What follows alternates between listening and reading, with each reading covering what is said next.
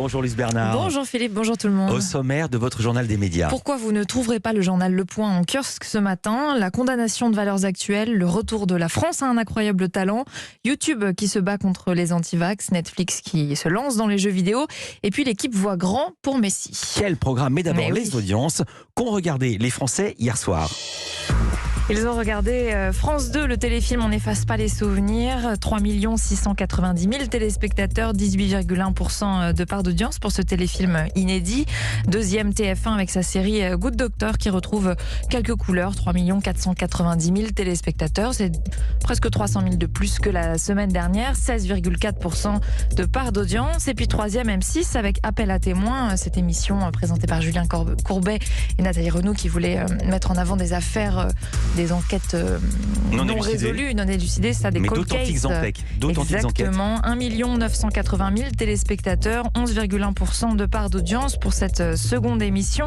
La première avait réuni 2 600 000 téléspectateurs, c'est donc en baisse, mais c'est souvent normal sur une deuxième émission puisque passé l'effet de nouveauté, il faut voir si le programme pourra s'installer, même si ce sera événementiel. On verra les prochains scores.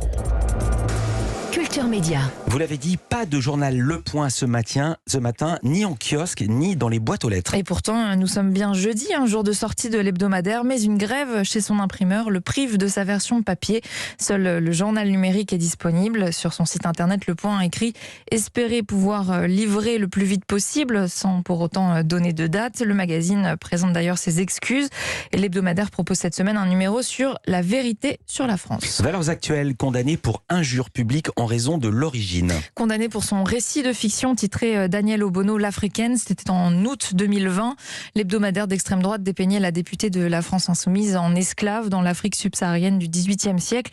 Plusieurs dessins accompagnaient le texte et la représentaient avec des chaînes autour du cou. Publication unanimement condamnée par la classe politique à l'époque, condamnée désormais aussi par la justice. Éric Monjalou, le directeur de la publication, Geoffroy Lejeune, le directeur de la publication également, et l'auteur de l'article, Laurent Dandrieux, ont été reconnus coupables ou complices d'avoir injurié publiquement la députée. Résultat, 1 500 € d'amende chacun et 5 000 € de dommages et intérêts pour Daniel Obono.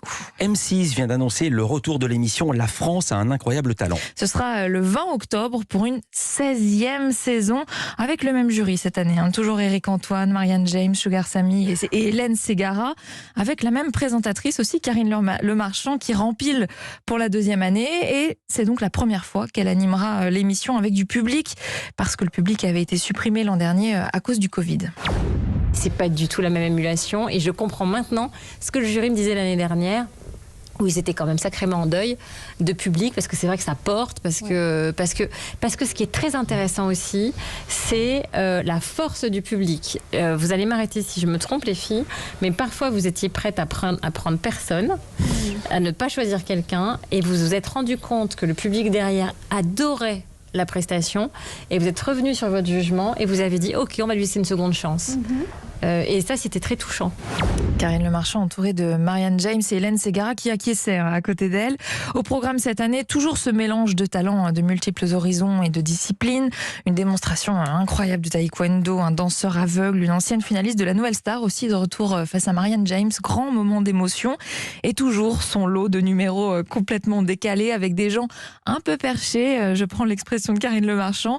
Mais cette année, un petit changement, beaucoup moins de messages dans l'émission. C'est-à-dire, vous savez, c'est ces candidats qui venaient en disant faire ce numéro pour telle ou telle cause. Ça ravit le jury qu'il y en ait moins, notamment Hélène Ségara et Marianne James.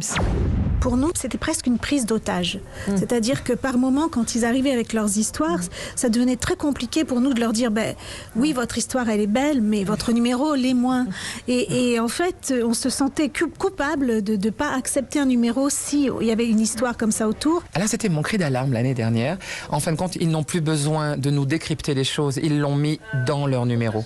Si le numéro est bien fait, on est forcément touché. Donc cette année, on a toujours autant de gens qui viennent pour défendre quelque chose qui les a profondément déstabilisés et donc reconstruits derrière. Oui, mais c'est dans le show. Ce n'est pas avec une explication de texte.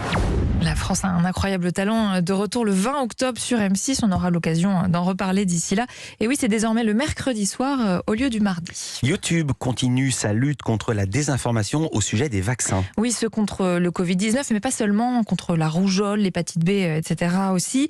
La plateforme supprimait déjà des vidéos comportant des informations anti-vax, plus de 130 000 en un an, dit-elle. Mais elle va désormais aller plus loin. En durcissant ces règles qu'elle a détaillées dans un communiqué, seront désormais supprimés les contenus qui prétendent faussement que les vaccins approuvés sont dangereux et provoquent des effets chroniques sur la santé, les contenus qui affirment que les vaccins ne réduisent pas la transmission des maladies ou le fait de contracter des maladies, ou encore les contenus qui contiennent des informations erronées sur les substances dans les vaccins. Et la plateforme vient d'ailleurs de suspendre le compte de la chaîne russe RT en Allemagne pour avoir diffusé de fausses informations sur le Covid-19. Colère de Moscou qui menace désormais de bloquer YouTube, l'accusant de censure. Netflix acquiert son propre studio de jeux vidéo. Le studio Night School, connu pour son jeu Oxenfree. Netflix précise que c'est un premier pas dans le secteur avec l'ambition de créer une collection de jeux exclusifs pour ses membres, sans surcoût. Les jeux feront partie de l'abonnement. Alors on ne sait pas encore sous quelle forme ils seront disponibles, si ce sera une application, des applications indépendantes pour smartphone, sur ordinateur, console ou bien directement sur Netflix. L'équipe, le journal L'équipe, lance une nouvelle rubrique spéciale Messi. Oui, une vie de Messi, c'est le nom de cette plateforme en ligne. Plus de 180 contenus audio et écrits. Il y a de quoi raconter en même temps sur Messi. Des articles, une série de podcasts inédites aussi, Messi selon L'équipe, des infographies. Et pour tout ça, pour mieux comprendre l'histoire de ce joueur aux 6 ballons d'or, rien que ça. Ouais. Plateforme accessible via la rubrique Explore du site L'équipe et c'est réservé aux abonnés. Merci beaucoup Louise Bernard. À demain pour un nouveau journal des médias. À demain.